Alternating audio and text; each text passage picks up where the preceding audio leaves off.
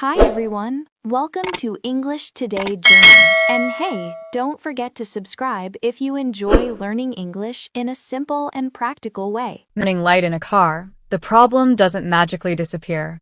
In fact, it often gets worse. But when you notice the light, understand what it means, and take steps to fix the issue, the car begins to function the way it should. Anger works in exactly the same way. It is not a punishment or a sign that you are a bad person. It is simply a message from your mind and body. It is a signal, not a sentence. So instead of looking at anger as something shameful or embarrassing, we can start to view it as something deeply human. Something that can actually teach us important lessons about ourselves if we are patient enough to listen. Every person on earth feels anger. None of us are free from it, no matter how calm or peaceful we may seem on the outside.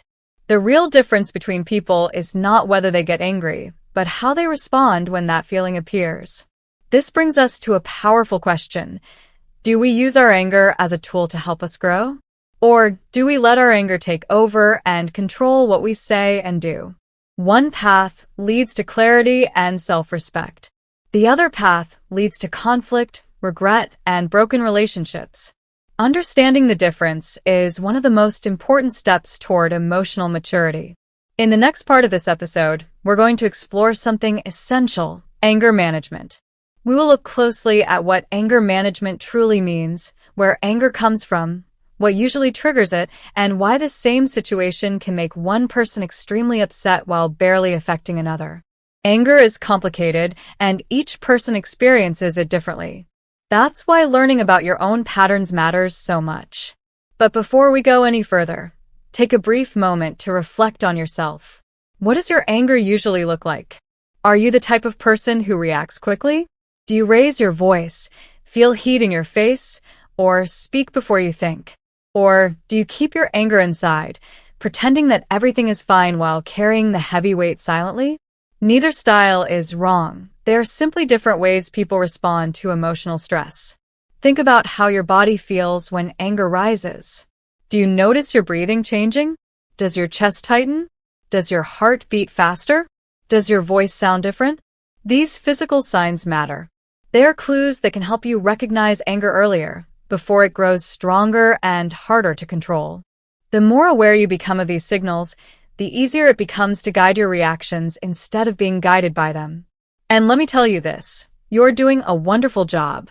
Not only are you improving your English little by little, but you are also growing emotionally by understanding yourself more deeply. Most people never take the time to reflect on their feelings. The fact that you are doing this shows courage, patience, and a true desire to improve. Remember, this journey is not about perfection. It's not about never feeling frustrated or never making mistakes. It's about awareness, honesty, and the willingness to grow. You are learning how to listen to your emotions rather than fight them, and that is an important step toward becoming your strongest and healthiest self. What is anger management? Now, let's turn to the important question. What exactly is anger management? You may have heard the phrase many times in movies, in books, or even from friends. But what does it really mean? Many people think anger management means stopping yourself from getting angry altogether. But that is not. And here is where your next section will continue. It's not true that anger management means never feeling angry. In fact, that idea is impossible. Anger is a natural human emotion, just like happiness, sadness, or fear. It is part of who we are, and no one can completely erase it. The real purpose of anger management is to understand anger, manage it wisely, and express it in a way that does not hurt you or the people around you. Put simply, anger management is about staying in control. It means not letting your anger control your words, your actions, or your life. Think of anger like fire. A small, controlled fire can be useful. It can give light, keep you warm, or help you cook food. Fire itself isn't bad. But when fire grows too big or becomes uncontrolled, it can burn down a house, destroy important things, and create chaos. Anger works the same way. When anger is managed well, it can guide you, help you protect your boundaries, and show you what truly matters. But when anger is left unmanaged, it can damage relationships, ruin opportunities, and steal your peace of mind. So anger management is really about learning how to keep the fire at the right level. It's about responding instead of reacting. It's about taking a moment to breathe, think clearly, and choose your next step, instead of saying or doing something you will regret. When you learn how to pause, even for just a few seconds, you give yourself the power to make a healthier choice. Step 1. Notice the signs. The first step in managing anger is learning to notice the early signs inside your body. Anger rarely shows up instantly. It usually builds up slowly, and your body sends clues long before you lose control. Maybe your heart starts beating faster. Maybe your face gets warm. Maybe your hands shake, your stomach tightens, or your voice becomes louder without your permission. Your breathing might change, becoming faster or deeper. All of these are signals that your mind is getting ready for a strong emotional reaction. If you can recognize these signs early, you can take action before your anger becomes too powerful. You can pause, breathe deeply, count to 10, or take a short break from the situation. You can step outside for fresh air, or simply close your eyes for a moment. These small actions might seem simple, but they can prevent big problems.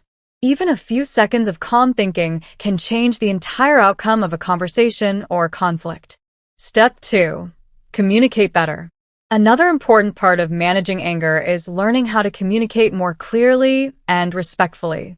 Many times, anger shows up because we feel ignored, misunderstood, or disrespected. But shouting, blaming, interrupting, or criticizing usually doesn't fix the issue. Instead, these reactions often make the situation worse, leading to more anger on both sides. Better communication means expressing your feelings without attacking the other person. It means using calm, honest words like, "I feel upset because," instead of "you never listen," or "this is all your fault." When you explain your feelings instead of accusing someone, people are more willing to listen. They are less defensive, and the conversation becomes more productive. Good communication can turn an argument into a dialogue and a conflict into an opportunity to understand each other. Taking the time to speak calmly doesn't make you weak. It makes you wise. It shows that you are choosing peace over drama and clarity over confusion. Little by little, these communication habits help you build stronger, healthier relationships. Shouting or blaming others usually makes the situation worse, not better. That's why learning to express yourself in a calm, clear, and respectful way is one of the most powerful skills you can develop. This skill is known as assertive communication.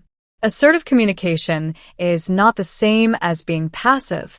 Passive communication happens when you stay silent, avoid expressing your needs, or allow others to walk over your boundaries. It is also not the same as being aggressive. Aggressive communication includes shouting, insulting, interrupting, threatening, or speaking in a harsh tone. Both passive and aggressive styles create more problems in the long run. Assertive communication sits right in the middle. It is confident, honest, and respectful. It allows you to express your feelings and needs clearly without attacking or harming others. For example, instead of saying, "You never listen to me," which sounds like an accusation, you could say, "I feel frustrated when I don't feel heard." Notice the difference? The second sentence expresses your emotions without blaming the other person. When you speak this way, people are much more likely to listen to you and respond in a positive way. It invites cooperation instead of conflict. Step 3. Focus on solutions. Another important part of managing anger is learning to focus on solutions rather than staying stuck in frustration. If something keeps making you angry again and again, it's helpful to pause and ask yourself, what can I do about this? Sometimes the answer involves changing the situation itself. For example, if being late always stresses you out and makes you angry, you might start planning your time more carefully or preparing things the night before. A small adjustment can remove a big trigger, but sometimes you can't change the situation or the people involved. Maybe someone in your life is consistently rude or negative. You might not have the power to change their behavior, but you do have the power to change your reaction. You can decide not to let their words control your emotions or steal your peace of mind. This is where other powerful emotional skills come in: stress management, positive thinking, self-awareness, and emotional regulation. These skills give you the inner strength to face your feelings directly instead of being controlled by them. They help you understand yourself more deeply and stay calm, even when things are stressful. Many people also use special tools to work through their anger in a healthier way. One helpful tool is journaling, writing your thoughts and feelings in a notebook. Putting your emotions into words can help you see things more clearly and release inner tension. Another tool is meditation, which helps you calm your mind, breathe more deeply, and stay focused on the present moment instead of replaying stressful situations in your head. Over time, these practices make your mind steadier and your reactions calmer. Now, let's return to communication one more time, because it is such an important part of managing anger. Many moments of anger happen simply because we don't feel understood or valued. But shouting, interrupting, blaming, or criticizing rarely fixes the misunderstanding. In fact, those reactions usually make the disagreement much more intense. When both sides start reacting instead of listening, the problem grows larger than it needs to be. Learning to communicate with clarity, calmness, and respect can transform difficult conversations. It allows you to express your feelings without hurting others and helps other people understand what you need more clearly. With practice, this skill becomes one of the strongest tools for managing anger and building healthier relationships. Shouting, blaming, or criticizing others rarely solves a problem. In most cases, it actually makes the situation worse. That's why learning to express yourself in a calm, clear, and respectful way is so powerful. This is known as assertive communication, one of the most important skills for managing anger. Assertive communication is not passive. Passive communication means staying silent even when something bothers you, avoiding conflict, or letting your needs go unheard. It is also not aggressive. Aggressive communication involves shouting, insulting, threatening, or using harsh words that hurt others. Both extremes, being too passive or too aggressive, lead to frustration, misunderstanding, and deeper anger. Assertive communication lies in the middle. It is respectful, confident, and honest. It allows you to express how you feel without attacking anyone. For example, instead of saying, "You never listen to me," which sounds like an accusation, you can say, "I feel frustrated when I don't feel heard." The second sentence focuses on your feelings rather than blaming the other person. This simple shift in language can make people more open to listening, understanding, and responding in a positive way. Step 3. Focus on solutions. Another important part of anger management is learning to look for solutions rather than staying stuck in frustration. If something makes you angry again and again, take a moment to pause and ask yourself, what can I do about this? Sometimes you can change the situation directly.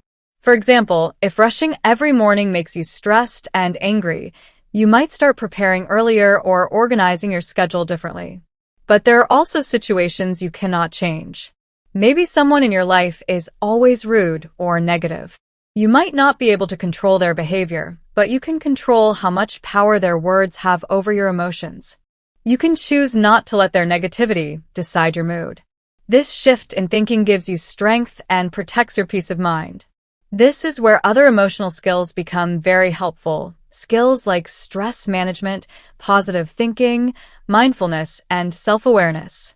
These abilities help you stay calm in difficult situations and understand your emotions more clearly. When you develop these skills, you gain the ability to face your feelings instead of being overwhelmed by them. Some people also use special tools to explore their anger more deeply. One very effective tool is journaling, writing your thoughts and feelings in a notebook. When you write things down, you see patterns, triggers, and emotions more clearly.